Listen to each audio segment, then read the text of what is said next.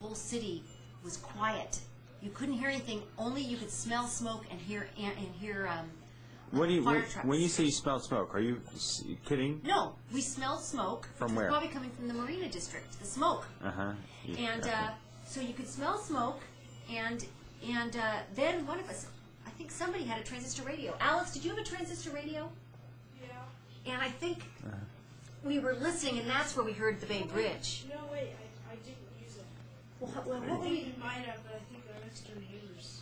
So we all went over to the Rizzo's house because we decided we would eat. Then Mike came home, then Sal came home. We were all talking about it. So I had made this giant pot of pea soup, thank goodness, because it was enough to feed both our families and still have some left over. And we couldn't cook anything else because our whole kitchen is electric. Right. The microwave, the oven, the stove, everything. So we went over to the Rizzo's house, and they built a fire in their fireplace for light, and then they had a gas stove, and their gas stove still worked, so we had French bread. We made some garlic bread, and then we ate my pea soup, and we stayed over there and lit all the candles and tried to listen to the TV. And aftershocks were coming in, right? And then we would have a few aftershocks. Now, were those frightening, or Yeah, what? that night, You see, the kids didn't sleep. wait, For about a month, the kids didn't sleep after. our bunk beds would smash and go like this, and they would almost fall down. In the middle of the night, Oh wait, No. How old were you then, Michael? 4 years ago. You were 10 no, now? wait, can I He just was say? this age, Okay, so you I'm could imagine. serious. The beds would just hit against the wall, and I would sort of get scared, so in the middle of the night, we would mostly be sleeping in our parents' bed because we would be running there, right, Mom? And you know what the most scared, I think, was Alex. Because he slept by himself in that maid's room. He was kind of separated from everyone else in the house. So he kept saying, there's another one, there's another one. When any little thing, don't do that, Michael. Why? pulling off Nice the leaves. plant. Yeah, go ahead. So, anyway, that was all. That's all I can remember right now. Oh, and school was canceled the next day. Yeah. We didn't have School school was for a while. Samantha, do you remember the earthquake at all? You don't. Okay. Don't you remember me picking you up and carrying you out of the house? You don't remember that? Oh, I guess 2 years old she wouldn't remember that. Okay, the strange thing was that when Mike phoned, he was upset because then after he phoned, he tried to call again. Because I just said, was talking about the earthquake and everything, and then I never told him if everybody was okay. Because I was just telling him about how we ran outside. And I didn't ask him where he was or anything. And so then finally he came home, and then we started finding out everything. And then we went back into the house and we started seeing all the broken things, which we were What actually broke? lucky because the things in the breakfast room broke. Now the breakfast room, the wall that they all flew off of faced east. So it seemed like if the things that were east-west went flying off, something like that. But you know the armoire. You mean in one direction? Yeah. Yeah, one direction, and things in another direction didn't, because I had The some armoire. What friends- about it? It was in the right spot. It didn't go that way. It went like this way. Wait, now somebody just said that it was shaken. Michael, I think, said. Oh, everything was shaking. Okay. That would have killed somebody if that fell on. But it wasn't shaking away from the I wall. didn't see it. Okay. That's what I was scared about. I wanted to Okay. get out of the house. I was in the den. I was scared all those books would come down off the bookshelf. Okay. Or those paintings that are hanging in there, Yeah. those Indian paintings. But then we noticed like all little statues and little things and teapots and things in the breakfast room were broken, had thrown off. So that was the only room where things were broken. Oh, and things were junk. Ears right here crawling. An ant? Isn't that beautiful? Nicholas just found this little ant here. I forget what that's called. It's pretty though. Wait a minute. How do I focus the wrong way? Okay. So Nicholas, do you have any more details to add about the earthquake? Yep. What? My bed broke. Is that true? His bed broke? Did your bed break? This babysitter sat on it. Oh, that was another story. Okay. Oh, that's another Okay, story. forget it. Oh, why don't you film what's going to happen outside? All those Okay. pieces of steel. Oh, up yeah. there. Well, anyway, but tell me what... Okay. Yeah. There are pets. So anything else? Like Alex, do you remember Alex, what do you thought? anything else? What about at school? What happened at school? Did you go to school the next day?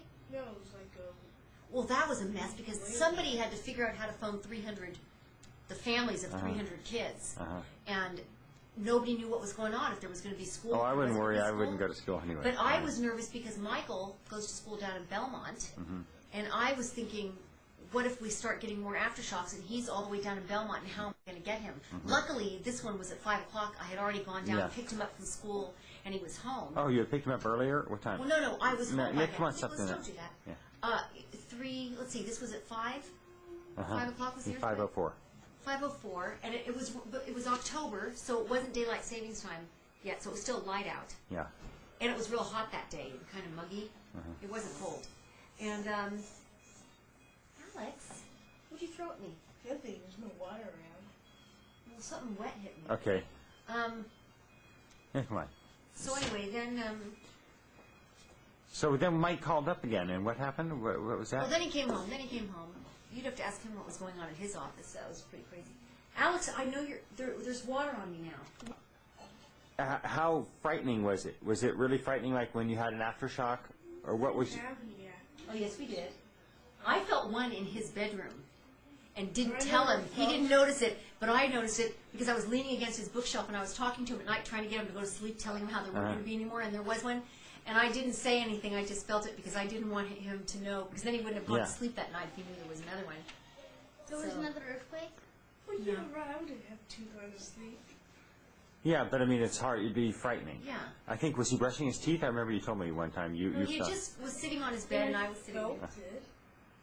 And I kept feeling like it every time I drove to Belmont, every time I went over the bridge, I kept thinking I felt an earthquake. Uh-huh. Where were you? I was here. You weren't down at the seminary yet? No, I was here. Did the Downstairs. And I came upstairs with my hard hat on, my earthquake... Wait, not only that. Oh, then. but then it had stopped. But I had to tie my and one shoes. sad thing. Two of my good friends that I have dinner with every once in a while, mothers up at St. Brennan's, I'm talking to this camera, their husbands are both firemen. And one of them, Oh, no. the woman I walk with every once in a while, Dean, is Mexican, and she knows a lot of different Mexican workers that have come up here to find work from Mexico. You're not going to talk about the lady who died in the... Yeah, car. the one woman who I died know, never... Yeah. down right where the 6th Street freeway comes off the 280 freeway onto 6th Street. Anyway, Do we she wanna- was sitting in her car outside the building. The building collapsed on her. It turned out that her Oh, friend's husband was the fireman who uncovered her and Oh, didn't no. even know who she was. Oh, how sad. And then later found out that that woman that he had rescued while she was dead in the car he knew her.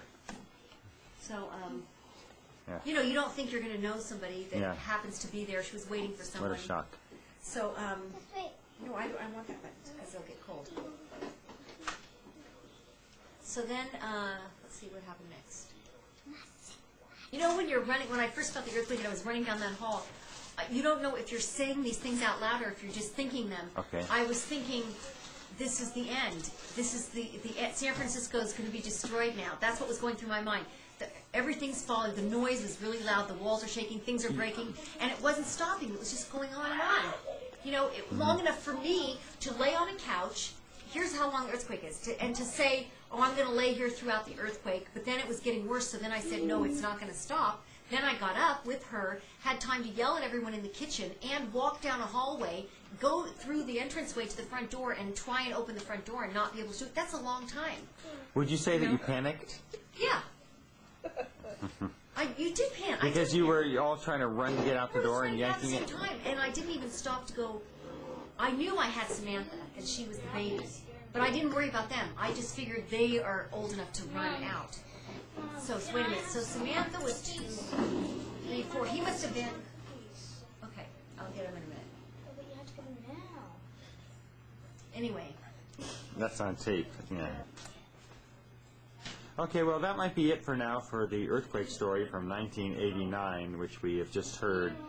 I've been meaning for some time to get these guys to tell me exactly what happened for posterity.